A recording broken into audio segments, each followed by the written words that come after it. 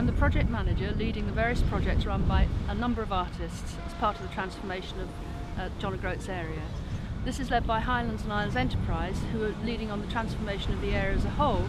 A number of projects have been involved, temporary projects with artists in all sorts of media, and today we're celebrating the final major project, which is the large sculpture Nomadic Boulders by Dalziel Scullion. John of Groats is a small rural village, but it has a huge national reputation, very iconic in people's minds, and it wasn't quite meeting that expectation. Try and bring out resources that people maybe haven't identified or found a way to make them accessible to the public. And one of the resources is the Pentland Firth here, which has got the fastest sea currents in the world. We have friends that work in renewables, and they had mentioned this thing about these boulders that traverse the seabed. So they were discovered back when they were doing the early research surveys of the seabed, and we thought, what a fantastic thing, to know about. Quite often visitors come here and you may look out over this wild sea, but to kind of know more about it. We looked at boulders that had been thrown up on the beach. There was a big storm 2 years ago. The shapes are indicative of a few things. They try to capture the idea of the curve of the big waves, but they're also symbolic of sort of whales' ribs, or the ribs of old wooden ships. The swells can be 5 metres, and sometimes they've been recorded over 6 metres.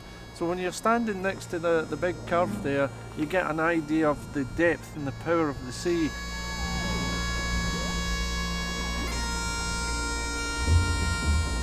Swell tells the story of how the salt got in the sea. King Frodi of Denmark, who had this amazing, huge, giant grinding stone called Grotty, and he got 2 giants, as you do, from Sweden. Far off in the distant Sweden, where the mountains touch the sky, 2 sisters went out walking, moving mountains they would try.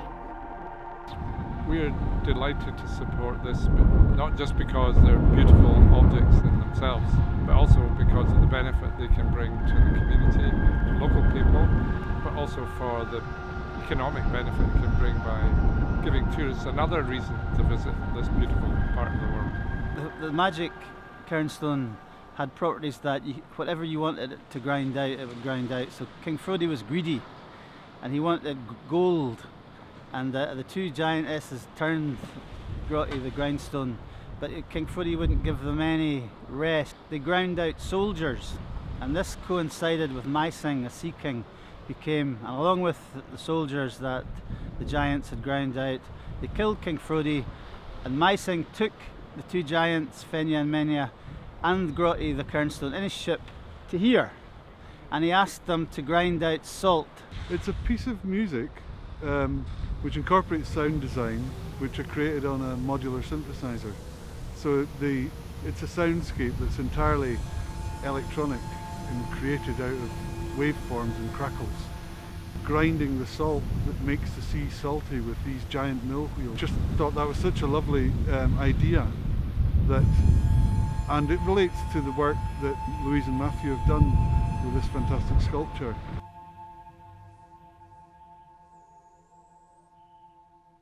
And they ground out so much salt that Mysing, the Sea King's ship, sank beneath the sea.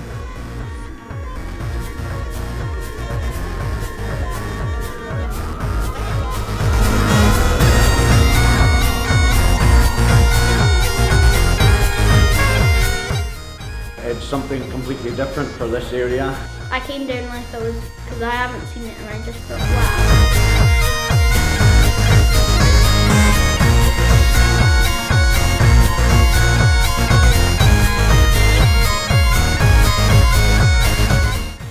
To see that people have put the effort in to design something that kind of relates to the Pentland Firth with the boulders and the curve of the wave. It's really cool, like how they're all angled. Like if you stand at a certain bit, like they're almost all in a straight line. Amazing, actually. There's something about them that make you look at the sea and understand what's happening.